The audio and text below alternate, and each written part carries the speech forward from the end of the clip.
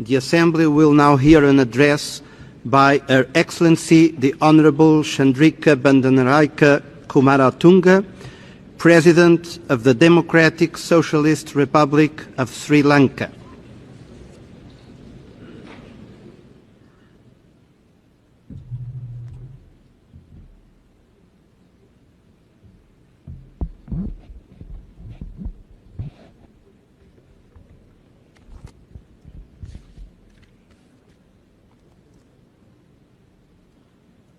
Mr. President, Your Majesties, Excellencies and distinguished delegates.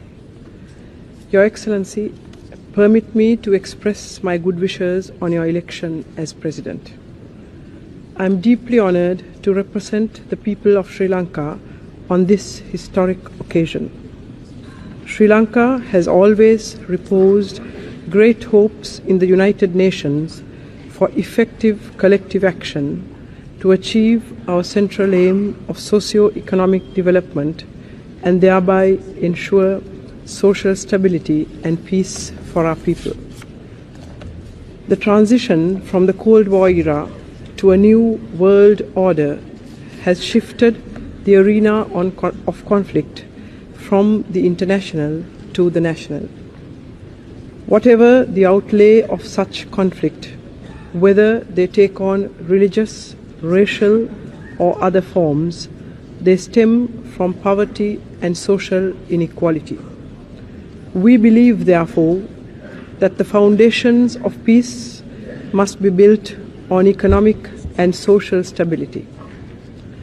The new agenda of the United Nations, with its heavy emphasis on peacekeeping operations, has impacted adversely on the development process. As a developing country, Sri Lanka attaches great importance to the role which the United Nations can and must perform in advancing the development process. Unless the principles of the Declaration on the Right to Development, adopted in 1986, are applied positively with the full commitment of both developed and developing countries, the development process will not be sufficiently advanced. We believe that the effective strengthening of the United Nations system is an essential requisite for advancing its goals. The organization has regrettably sometimes come to be seen by the more vulnerable states as primarily serving the interests of the more powerful states. We welcome the timely initiative of the President of last year's General Assembly to strengthen and empower the United Nations system. Such an effective empowerment requires, in our view, that, firstly, development priorities should not be sacrificed in the pursuit of politico-military operations, which must be set at realistic, even modest levels. Secondly, decision-making by the United Nations in all areas must be based on full engagement of all members. The Security Council in particular must become more representative and more responsive to the general membership of the United Nations. Thirdly, commitments made for multilateral action in all fields must be honored and diligently pursued. In short, the revitalizing process must enhance the capacity of the United Nations rather than merely effect economies and scale down its scope. In the Index of Human Development, Sri Lanka rates high among developing countries, but we have been traumatized by ethnic tensions, kept unnaturally high by the forces of terrorism and chauvinism. Nonetheless, my government is resolved to fulfill its mandate by seeking, through political negotiations, solutions to our problems which would enable our people to live in peace, security, and freedom. There are, however, obstacles in our way. An armed group which claims to represent an ethnic minority has been engaged in violent acts against successive popularly elected governments, preventing them from ensuring peace and justice for all in our land. This group, which also operates on foreign soil, maintains an international network for fundraising based on coercion and blackmail. That network has a close nexus with powerful commercial interests engaged in narcotic trafficking, trade in illicit arms, and smuggling of illegal immigrants. Concerted international action is essential to combat terrorism and to compel the terrorists to renounce violence and enter the democratic process.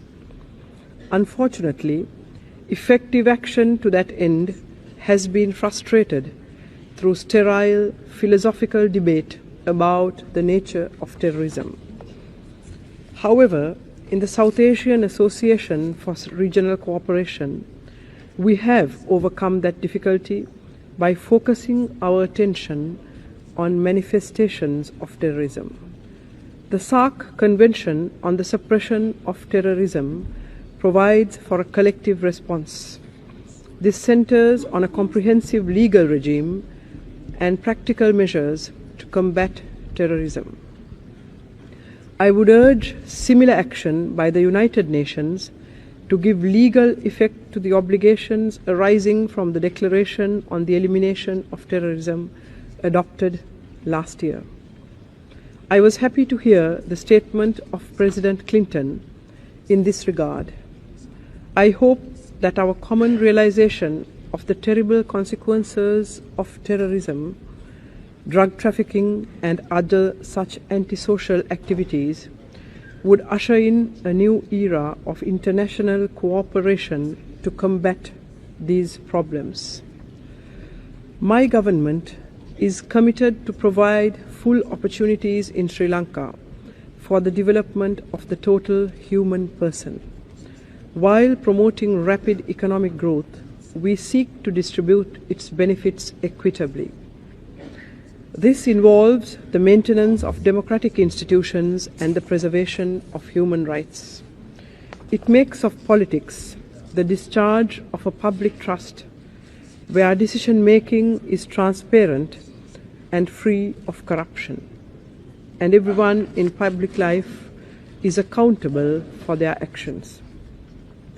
In the end, the United Nations will essentially be what we, the member states, make of it, not what individual states seek to make from it.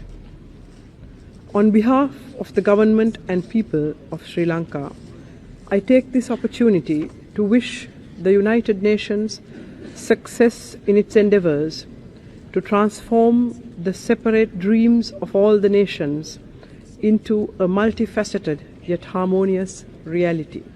I thank you all.